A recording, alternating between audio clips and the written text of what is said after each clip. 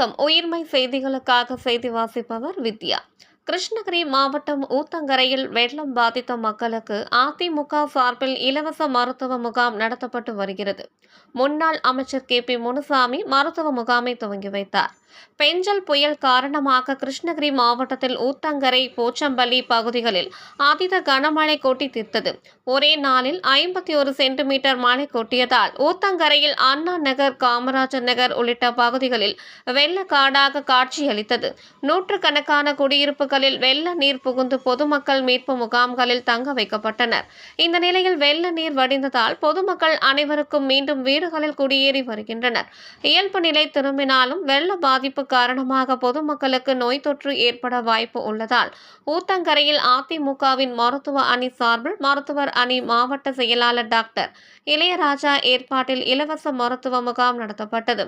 மாநில மருத்துவ அணி இணை செயலாளரும் முன்னாள் சட்டமன்ற உறுப்பினருமான சரவணன் மற்றும் ஊத்தங்கரை சட்டமன்ற உறுப்பினர் TM தமிழ்ச்செல்வம் முன்னிலையில் நகர செயலாளர் சிக்னல் ஆறுமுகம் தலைமையில் நடைபெற்ற மருத்துவ முகாமை அதிமுக துணை பொதுச் செயலாளர் KP முனுசாமி குத்துவிளக்கு ஏற்றி துவங்கி வைத்தார்.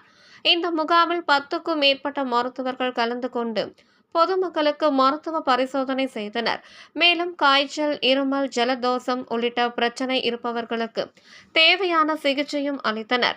தமிழகத்தில் பொதுமக்கள் நலன் சார்ந்து அதிமுக சிந்திப்பதின் காரணமாக கட்சியின் சார்பில் வெள்ளம் பாதித்த பகுதியில் இலவச மருத்துவ முகாம் நடத்துவதாகவும் இந்த மருத்துவ முகாமில் 2138 பொதுமக்கள் கலந்து கொண்டு பயனடைந்தனர். மேலும் இந்நிகழ்ச்சியில் மாவட்ட தொழில்நுட்ப அணி நித்யானந்தன், கவி, நகர இளைஞர்கள் மற்றும் இளம் பெண்கள் பாசறை செயலாளர் அம்ஜத் மற்றும் மாவட்ட நகர ஒன்றிய கழக உறுப்பினர்கள் கலந்து கொண்டனர்.